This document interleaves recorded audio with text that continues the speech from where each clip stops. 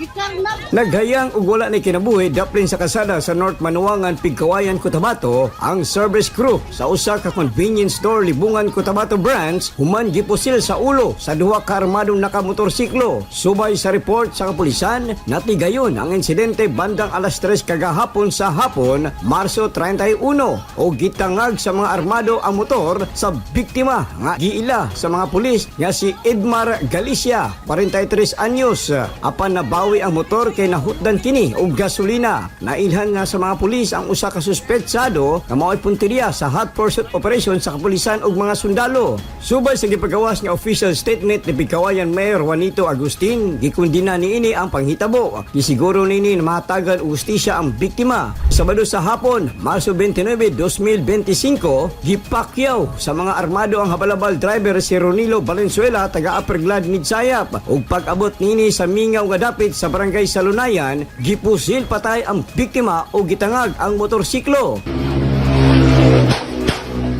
Kainumduman, Marso 28, 2025, sa kaadlawon, napatay sa joint operation sa kapulisan sa Libungan o Midsayap, Cotabato ang tulo ka mga armadong nakamotorsiklo kay gipabuthan sa mga suspitsado sa mga pulis nga anaa sa checkpoint.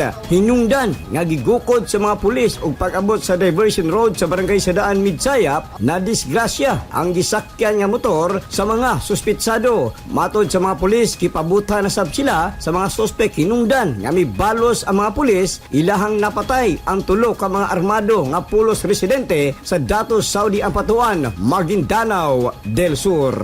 Gio del Mundo, Newsline, Philippines, Province of Cotabato. Stay safe.